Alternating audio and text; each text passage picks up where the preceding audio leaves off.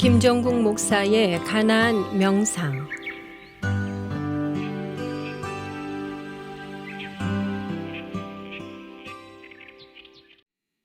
얼마 전에 BBC 뉴스에서 그 AI 시대, 인공지능이 대체할 수 없는 일들 몇 가지를, 세 가지 정도를 소개한 적이 있어요.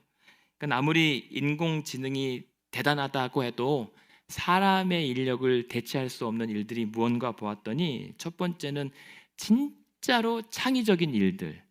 그러니까 뭐냐면 기존의 데이터가 있어야 되는 것도 아니고 수백만 개의 알고리즘이 있어야 어떤 결과물을 내놓는 것이 아니라, 그것 없이도 독창적인 사고로 일을 처리할 수 있는 일들, 그것은 인간만이 할 수 있다라고 얘기를 하는 거죠. 그 두 번째, AI가 못하는 게 뭐냐면 이 정교한 인간관계 맺는 것을 못한다.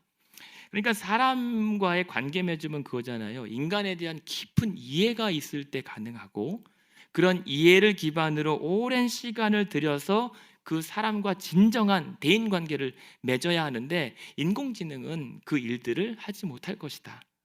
그리고 세 번째는 무엇이냐면, 특별히 이 예측할 수 없는 돌발 상황, 갑자기 우리가 살아가면서 돌발 상황이라고 하는 것이 일어나잖아요. 멀쩡하던 이 파이프가 터졌을 때 그러한 돌발적인 상황을 인공지능은 대처하지 못한다. 아직까지는 사람만이 그러한 돌발 상황들을 적확하게 대처할 수 있는 능력을 지녔다라고 얘기를 합니다. 근데 그렇게 보았더니, 그러고 보면 반대로 이 세 가지 못하는, 인공지능이 못하는 세 가지 일들을 할 수 있는 한 곳이 딱 남더라고요. 그것은 바로 교회였습니다. 왜냐하면 우리 교회와 성도들의 관계야말로 그런 거잖아요. 정해진 패턴 따라 공식으로 사람을 만나는 게 아니잖아요. 만나면 인사하고 교제하는 기계적인 만남이 아니잖아요. 각 사람이 각양 좋은 은사대로 하나님께서 정말 다양하게 만든 그 사람의 고유한 영역 속에서 관계 맺는 것들이 정말 창조적이고 창의적인 것이잖아요. 만날 때마다 새로운 관계들. 그러면서 동시에 사람과 진정한 관계를 맺으려면 인간에 대한 바른 이해가 필요하잖아요. 인간에 대한 깊은 이해가 또 기반이 되어야 됩니다.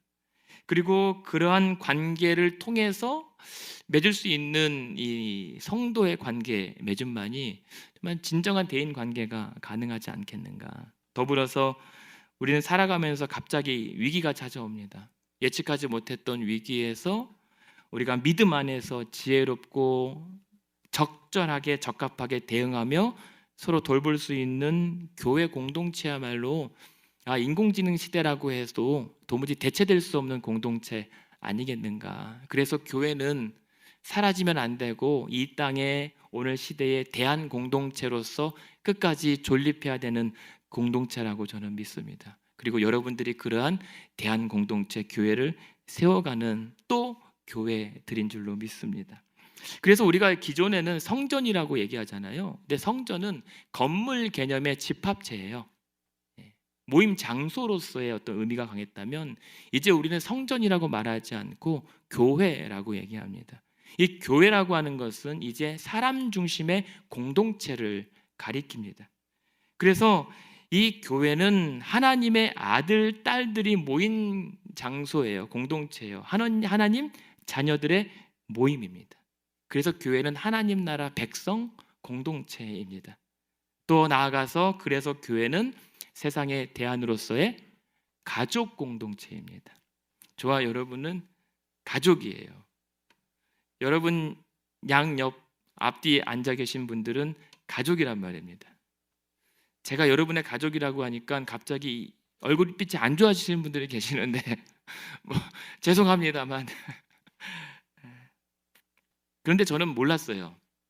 어릴 때 교회 다닐 때 교회가 이렇게 중요한 곳인 줄 몰랐습니다. 그냥 신나서 다녔던 곳이에요. 어디 먹을 것 주면, 어디 놀러 가면 그냥 해맑게 갔다 오고 뭐 그랬던 곳인 줄 알았지, 목사가 되고 나서야 교회는 정말 중요한 곳이구나, 교회가 이 땅에서 반드시 있어야만 하는 곳이었구나라는 사실을 미처 몰랐던 것이었습니다. 부끄러웠어요. 근데 그런 맥락에서 바울도 그만큼 교회가 얼마나 중요한 곳인지, 그래서 그 교회 안에 가족 공동체, 즉 성도 간의 관계 맺음이 얼마나 중요한지를 다시 한번 강조해요. 그래서 오늘 1절에 보면 뭐라고 얘기합니까? 그래서 바울은 교회 안에 남자 어르신들을 꾸짖지 말고 권하되 아버지처럼 모셔야 된다고 합니다. 2절에 보면 교회 안에 늙은 여자들에게는 마치 어머니에게 하듯 섬기라라고 말씀하고 있습니다. 그런데 이해가 안 되는 게, 아니 어르신들을 꾸짖을 이유가 어디에 있을까? 왜 책망할까? 근데 이 말은 뭐냐면 한마디로 그거예요. 교회 안에 나이 들었다고 무시하지 말라는 거예요. 그러니까 바울은 그렇게 얘기하는 거예요. 교회 안에 어르신들을 아버지 어머니에게 하듯 부모처럼 존중하라라고 얘기하는 겁니다. 근데 그러려면 반대로 어른들은 젊은 세대들을 어떤 남의 집 자식이나 종 부리듯이 하대할 것이 아니라, 마찬가지로 어른들은 젊은 세대들을 자기 아들과 딸처럼 대할 줄 알아야 한다는 말이 되기도 합니다. 근데 사실 이러한 공동체를 이루어 가기 위해서는 참 중요한 것이 뭐냐면, 결국은 이러한 교회 공동체가 가족 공동체로 세워지기 위해서는 성도들의 각 가정이 회복되지 않으면 쉽지 않겠다라는 생각을 해요. 왜냐하면 우리 각 가정에서 부모를 어떻게 섬겨야 하는지를 알아야 교회에서 부모에게 하듯 하잖아요. 혹은 가정에서 자녀를 잘 돌볼 수 있는 부모들이 교회에서도 우리 다음 세대들에게 자녀처럼 돌볼 수 있잖아요. 그러니까 요즘처럼 가정이 파괴되고 여러 가지 힘겨운 시대에 혼돈과 혼란이 가정 안에 들어온 상황에서 부모에게 대한다는 것이, 아니 자녀처럼 대한다는 것이 잘 모호해질 수도 있단 말입니다. 가정이 회복되어야 교회가 회복이 됩니다.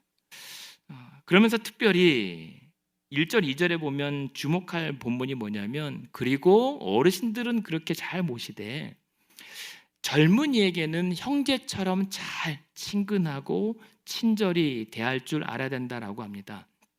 그리고 2절 중반에 보면 특별히 젊은 여자에게는 온전히 깨끗함으로라고 하는 단서를 더 추가하며 마치 자매에게 하듯 대하라고 얘기해요. 형제들은 대충이고 자매들은 왜 굳이 온전히 깨끗함으로라고 표현했을까 생각을 해보면요, 이것은요 교회 안에 문란해지는 것을 방지하기 위해서입니다. 온전히 깨끗함이라고 하는 것은 젊은 여성도들을 대상으로 부적절하고 불필요한 말과 행동을 삼가라는 것입니다. 그렇잖아요. 우리 가족들끼리는 예의를 지키고 존경과 존중을 다하잖아요. 만약에 우리 성도 공동체가 가족 공동체임을 믿는다면 우리 성도들 안에서도 예의를 다하고 존경심을 다하고 최선을 다하여 존중하는 관계가 되어져야 합니다. 그것은 나의 고아를 막론하는 것입니다. 그러면서 한 사람 한 사람이 정말 귀한 나의 사랑하는 가족처럼 대해지는 그런 교회, 아름답지 않을까요? 그 정현종 시인 혹시 아실 거예요. 바람이 분다, 그래서 살아봐야겠다라고 했던 그 시인이 방문객이라고 하는 시가 있거든요. 이 시가 참 아름답고 오늘 우리에게 참 좋은 울림이 되는 시 같아서 제가 인용해 보면, 이 정현종 시인의 방문객은 이런 내용이에요. 사람이 온다는 건 실은 어마어마한 일이다. 왜냐하면 그는 그의 과거와 현재와 그리고 그의 미래와 함께 오는 것이기 때문이다. 그러니까 그냥 한 사람이 온 게 아니라 사실은 한 사람의 일생이 오기 때문이다. 그러니까 우리 한 분 한 분 이렇게 마주하게 되는 것은 사실은 그냥 오늘 잠깐 보고 가는 인생이 아니라 그의 과거와 현재와 미래, 그 한 사람의 일생이 찾아오는 것이기 때문에 우리의 만남은 어마어마한 일이라고 얘기하는 겁니다. 그러면서 이어지는 것이, 그 인생을 생각하면서 이런 표현을 해요. 부서지기 쉬운, 아니 어쩌면 그래서 부서지기도 했을 그러한 마음이 오는 것이다. 그러니까 살아오면서 우리는 한 번씩은 다 부서져 봤고 신음해 보았고, 그리고 어쩌면 지금도 언제라도 부서지기 쉬운 인생들이 찾아오는 것. 그리고 한때 지난날 부서졌을 그 인생에서 아무도 알아주는 이 없이 그저 지나가는 바람이 겨우 내 마음을 좀 헤아려 줬을 것 아닌가 라고 하면서 이런 얘기예요. 아마 그 갈피를 바람은 더듬어 주었을 것이다 라고. 그러면서 마지막 식기가 이거예요. 내 마음이 그런 바람을 흉내낼 수 있다면 그것이 환대일 것이다 라고 하는 것입니다. 가장 큰 대접이고 가장 큰 환영일 것이다. 저는 그 방문객에 나오는 그 식기처럼 우리가 한 사람 한 사람 찾아오시고 만나는 모든 사람들을 정말 그렇게 귀히 여길 수 있다면 정말 하나님께서 바라시는 그런 만남과 교회 공동체의 시작이라고 저는 믿습니다. 그러니까 결국은 그 말은 뭐냐면, 그렇잖아요. 지나다니다 보면 어떤 분은 화려하고 어떤 분들은 조금 남루한 경우가 있습니다. 그런데 그런 생각을 해봐요. 제가 식당에서 밥을 먹는데 어떤 분은 밖에서 뭔가 연세도 지긋하신데 아직도 고생을 하고 계시는 모습을 보면, 아, 저분도 정말 귀한 인생이었고 저분의 현재와 과거와 미래 안에는 엄청난 우주가 있을 텐데 내가 뭐라고 저분을 함부로 판단할 수 있을 것인가. 그러면서 우리 모든 각자가 한 사람 한 사람이 귀하지 않은 인생이 없다는 사실을 우리가 다시 한번 생각해 보았으면 좋겠어요. 내 가정만, 내 자녀만, 내 부모만이 아니라 이웃집 부모와 자녀들도 그 집도 정말 귀하지 않은 삶이 없는데 우리는 왜 그래서 아무렇게나 무시받고 판단받아야 할 인생은 전혀 없습니다.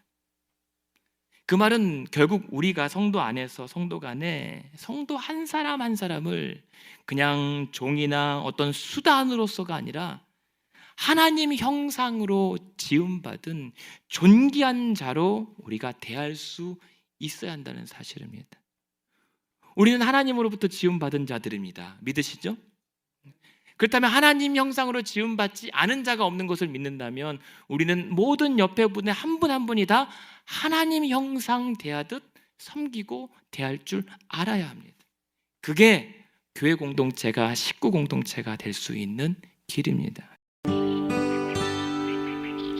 지금까지 가나안 교회를 섬기시는 김정국 목사의 가나안 명상이었습니다. 가나안 교회는 1255 미러키 애비뉴 글렌뷰에 위치해 있으며 주일 예배와 EM 주일학교 청년부 예배가 주일 오전 11시에 있습니다. 월요일부터 목요일까지 새벽 예배가 매일 오전 5시 45분에 있습니다. 화요 기도회는 화요일 오후 8시에 있습니다. 신앙 상담이나 교회에 관한 자세한 문의를 원하시면 전화 224-735-2346번으로 연락하시기 바랍니다.